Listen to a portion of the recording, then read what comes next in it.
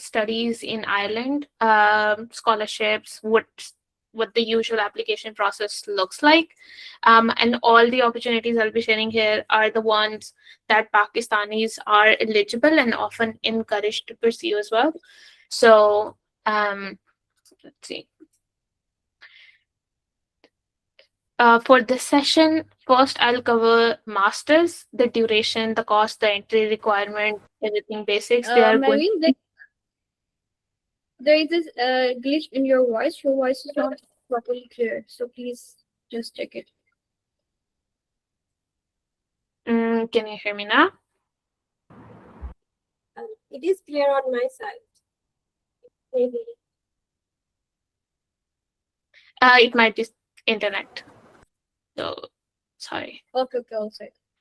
But I will share the presentation with you guys. So if anybody wants to know more. Anyways, so I will talk about masters first. There are two ways. I will talk about the scholarships as well as if somebody wants to do at their own expense. I will talk about the PhD, the Government of Ireland scholarship, and a few other things in this process. And then I will open the floor for any question and answers that you guys have. So for me, I am actually now a doctor. So Dr. Mehreen Tahir. I finished my PhD from Dublin City University in Ireland, and I'm currently working as a senior software engineer with New Relic. I started my bachelor's at Virtual University of Pakistan. Then I went for an exchange semester in the US. You guys might have heard about the UGrad program. So I got selected for that, went to US for 1 semester, came back, finished my bachelor's from Virtual University.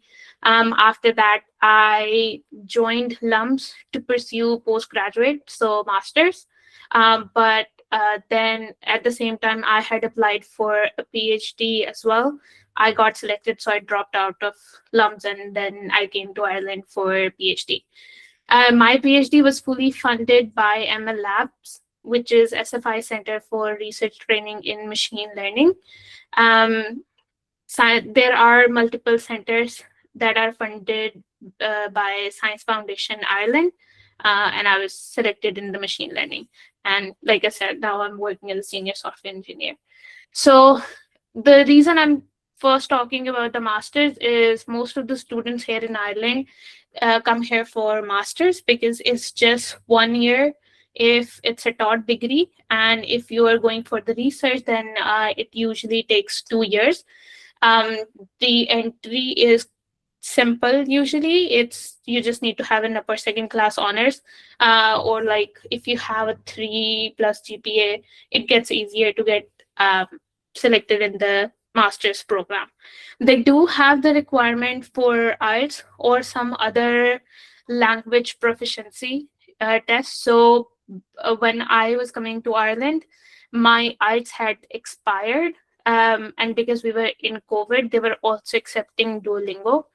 So I did that test and provided them the proof. So it depends really. Some universities accept Duolingo as well, and some of them are more TOEFL and IELTS. And if you're going for IELTS, you need at least 6.5 bands.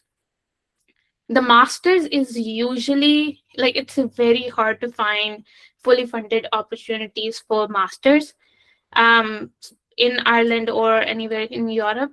Really, there are very few fully funded programs, and they're highly competitive.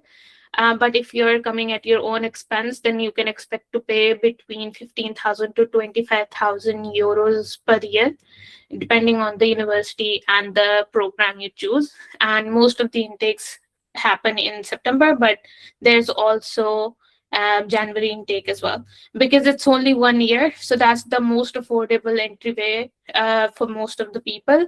And if you are doing masters, then you have an easy path into a funded PhD as well. For PhD, there are 2 routes.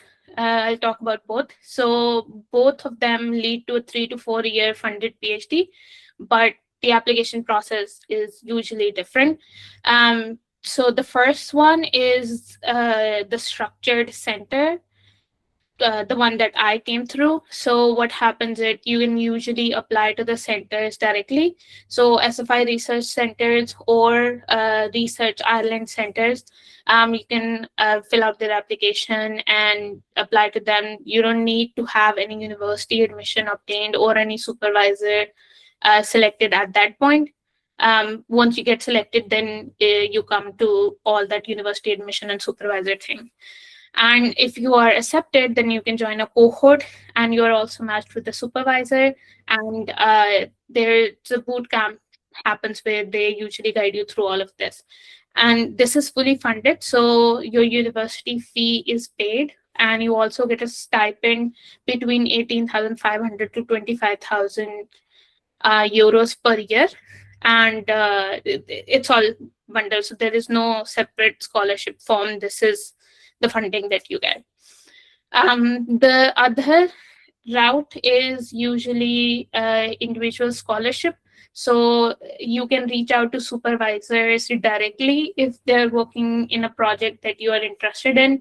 You can get their written approval before applying to the university. And once the supervisors say yes, then you can apply to the university research office, and then they can, give you letters for your visa and everything. And some of the times it's funded, or the professor will let you know that they don't have the funds, so you'll have to manage your own funds.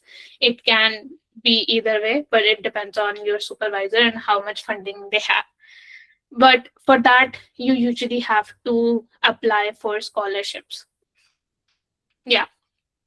Okay. So there's also for masters and PhD both, there are, like I said, there are few opportunities, for very few for masters, but for PhD it's a lot more. One of the fully funded opportunity for masters is Government of Ireland International Education Scholarship. And Pakistan is eligible. It is open to all nationality outside EU. And you're usually encouraged to apply for these. So for master's, postgraduate, diploma, or PhD, all discipline are open, but it is subject to places at each university. You'll have to apply for your admission first to the university, and then you can apply for the scholarship. So you must hold a conditional or final course offer at the time when you're filling out your scholarship information. But it will cover your full tuition fee and registration fee as well. You also get a 10,000 euro stipend for one academic year. So that's for full year, not 1 month. And then again, you apply for the course first and then apply for scholarship separately.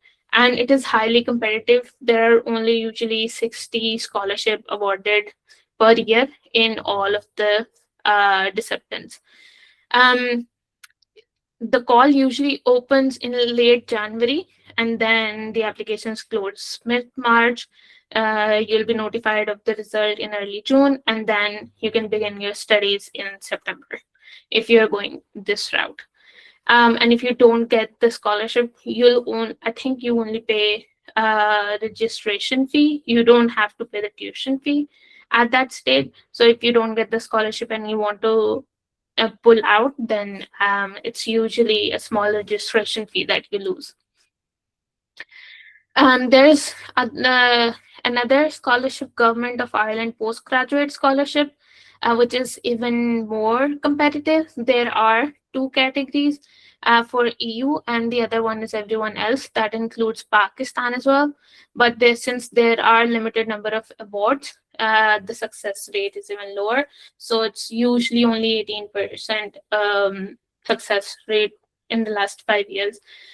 But you get a decent funding, so up to 34,000 euros per year, which includes 25,000 euros in stipend and fee contribution as well for non-EU students, and some of the research expenses.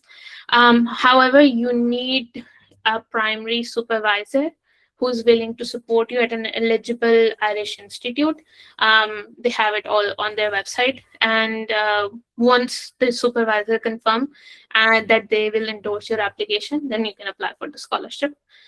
The duration for it's for research master, so it will be funded for 2 years, or for a PhD up to 4 years, and it is also open to all discipline. And it is you have to submit a proposal as well for this. And if these scholarships are something that you have to apply separately. Now there are some centers where you can directly apply to centers. They have cohort based systems. So that means every year they select around 20-30 students. And this is also competitive. If you are so for example, if you have filled out the application and you were successful, then you get sent an assignment, and you're called for an interview. So it's still a long process, but usually you don't have to worry about securing funding in this case. So there is ML Labs, the one that I was selected under. There's also CRT AI, DDL, data science, advanced CRT, and there are a lot more. So you can just go to the Science Foundation Ireland or Research Ireland, and select one of their centers to see if their call is open and apply directly there. There are a few other funding routes as well. So there are some university-specific scholarship. Most commonly known universities like DCU, UCD, UCC, TCD, NUI, they have their own merit-based and need-based awards for international students as well. For example, if your GPA is, I think, above 3.5, you get a fee waiver of 2,000 euros. So if your yearly fee is 12,000, then you only have to pay 10,000. That's still a big number, but those are merit-based scholarships. You can also apply for Erasmus scholarship. It is fully funded in EU, and the masters run jointly across different European universities, including Irish partners, and they cover your travel and living costs completely. Then there can be department or industry sponsored studentship or PhDs. So if you are reaching out to a supervisor who's willing to support you, then they can guide you regarding these scholarship. If there is a scholarship available in the department, or there's a scholarship available through an industry partner, they'll let you know and you can apply for that. Lastly, there's Horizon Europe or Marie Curie funded PhD positions as well. So there are some Irish universities that host EU research project, and those are individually funded PhD opportunities, which are open to all nationalities, that you can find through Find a PhD or this website, urex.ec.europi.eu. The application process now depends on what program you're applying for and what route you're taking. If you are applying for master's scholarship, again, you have to secure the offer from university first before you can apply for funding. So the first process would be apply for course, get an admission through the university. Once you receive a conditional or final offer, only then you can apply for funding. You'll have to attach a proof of your offer as well, and only if then you get selected, you go ahead and book your visa and accommodation and everything else. For part 2, if you are applying for a PhD which is funded through one of the Research Ireland centers, then you apply directly to the center. If you get shortlisted, then you're usually sent a take-home assignment like critiquing a paper, which sounds simple enough until you don't get selected in that, because they're very competitive and they want to make sure that you have a research background. if they like your assignment, your critique, then you are invited for an interview. And if you get shortlisted during that interview, then you have to apply um, for the university, and then you process your visa, join the cohort. They take care of matching you with a supervisor and a host institution. That all happens during the boot camp, and then you get funding, and from which you have to manage your accommodation and all the other living expenses. A few tips for these applications. So start early, especially if you are targeting a scholarship. Don't keep it till the last day. You can, but I mean, the sooner you start the process, the less stressful it will be, and the higher chance of you having a strong application and getting selected. You will need references from your professor, from your workplace. So ask for those references early. Again, 3 to 4 weeks, 1 month, 2 months, depending on what your university is, and you'll know better how soon can you get it. So just apply well in advance for those references. If you are serious about the application, especially if you are going for a master's, you'll have to get your English language score sorted before ahead. If you are just applying through a center, then they gave you a short timeline during which you have to apply for your scores. So if you are very comfortable and you're very confident that you can nail these scores, then leave them to the last minute. But I would suggest get them sorted first. And yes, all of this costs money. Um, if you're coming to Ireland, then they ask you for specific SOPs as well. Why Ireland? Why this lab? Why this supervisor? Or why do you want to choose this center, this field? So make sure you have a strong why, and not just because I want to leave Pakistan.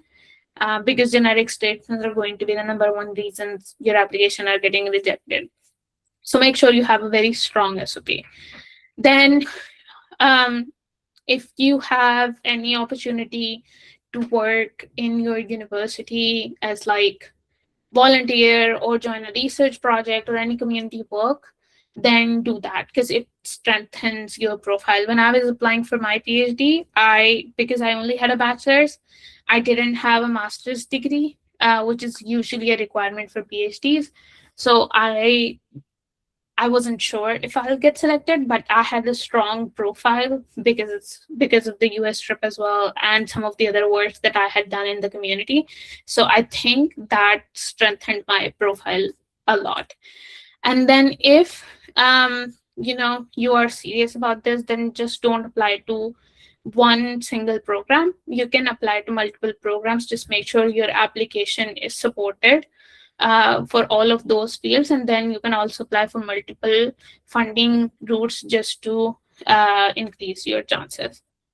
And yeah, if you have any questions, I'll leave the floor open now.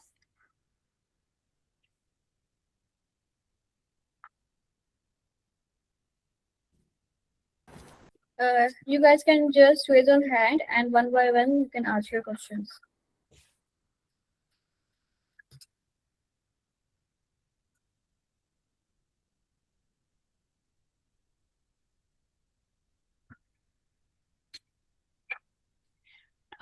Yes, Monique. अस्सलामुअलैकुम ma'am. वालेकुम अस्सलाम। Ma'am मेरा question ये है कि क्या हम research based master के लिए ऐसे अप्लाई कर सकते हैं प्रोफेसर को मेल करके और फिर प्रोफेसर के थ्रू फंडिंग स्टोर कर लें, ये हो सकता है? आपकी आवाज थोड़ी क्लियर नहीं है, but from what I understood आप ये कह रहे हैं कि मास्टर्स के लिए पहले अप्लाई करें एंड देन फंडिंग के लिए अप्लाई करें for the research based masters, right? नहीं मैम, मैं कह रहा कि क्या हम पहले मेल करेंगे प्रोफेसर को, उनसे स्टोर करेंगे रिसर्च बेस्ड फंडिंग, और इस तरह हम अप्लाई कर सकते हैं आइलैंड में? But masters के लिए, it's very difficult for a supervisor to say yes, even if it's a research-based masters. Usually, अगर funding supervisors के पास हो, तो they keep it for PhD students. इसलिए, if you want to go for a research-based masters, it would be better if you just apply to the university master program. किसी भी university की website पे जाएंगे तो वहां पे लिखा होता है कि ये डॉट प्रोग्राम है या बाय रिसर्च है, और रिसर्च वाले पे अप्लाई करने के बाद you can then apply for government of Ireland scholarships. That gives you better chances than reaching out to a supervisor. You still can, the chances are just a little low. Okay, thank you ma'am. एक और question है कि हम क्या bachelors के बाद direct PhD के लिए अप्लाई कर सकते हैं? फॉर आयरलैंड में चांसेस होंगे हमारे अच्छे, अगर हमारे पास रिसर्च एक्सपीरियंस अच्छा है? Yes, you have a few routes, और PhD के chances definitely आपके increase हो जाते हैं अगर आपका background research में है and you have a few publications. I didn't have a single publication, but then when you're applying, you need to make sure your application is strong enough for them to consider. अभी आजकल Ireland के अंदर बहुत सारे funding मिल रही हैं because they want to improve their research landscape. So that's why you will find a lot of opportunities. And even if you're coming here for masters, you get a 2-year stay back period during which you can go for a PhD. Like you'll have time to figure out if you want to go for the PhD, if you find an industry job or something. So you'll have time. Okay, thank you. GLS.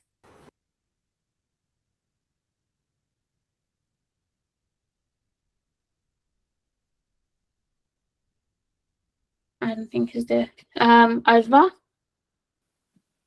Okay, Assalamu alaikum. Walaikum salam. So my question is, how did you get into a PhD before getting your master's degree? I honestly, like I said, when I was applying, I was 70% sure that I will not get selected. So that was one thing. But I had started master's, so I indicated that I'm already pursuing a master's. Other than that, my profile was strong. I had work experience in Pakistan. I had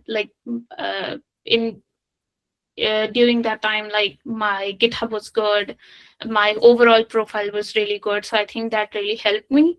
And then the assignment process, because I didn't reach out to any specific supervisor, mine was through a center, right? So it's all a matter of if they like your application, if you did the take-home assignment well, if you did well during your interview process.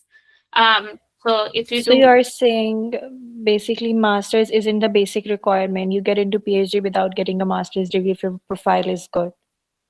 Most of the time it is a requirement, but whenever you're filling out an application, just see if they have mentioned that that's going to be a nice to have or that is a requirement, because it can happen both ways. Sometimes they're like, no, we will consider highly motivated bachelors as well.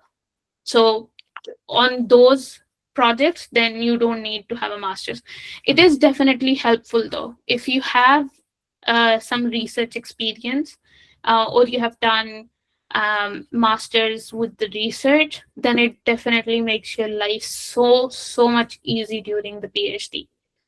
I didn't have masters, and that was a con in my opinion when I started. So it took me a lot of time to get a grip on things. Okay, I got it now. Okay, so second question that I have, it is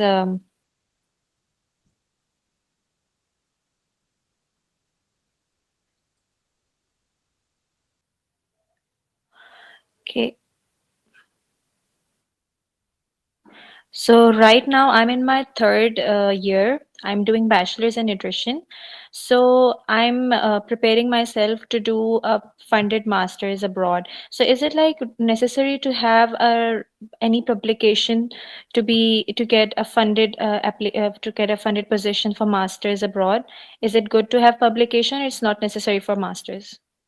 So it depends if you're going for a research based or taught master. If you're going for taught master, then you don't need any publication. That is just going to be like you attending classes and stuff. You don't need a research background. You won't be doing any research. If you are going for a research based masters, then again, it's not a requirement, but at the same time, you need to consider that if there is another applicant who has some research experience, then the panel is going to prefer that student over you. So it's all a matter of luck then, if they have better candidates in the pool for the same scholarship. Okay. Okay, thank you. GFS.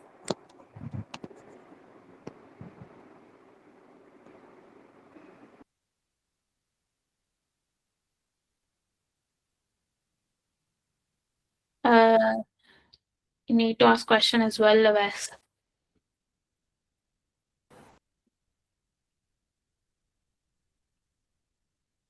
Muhammad Ali.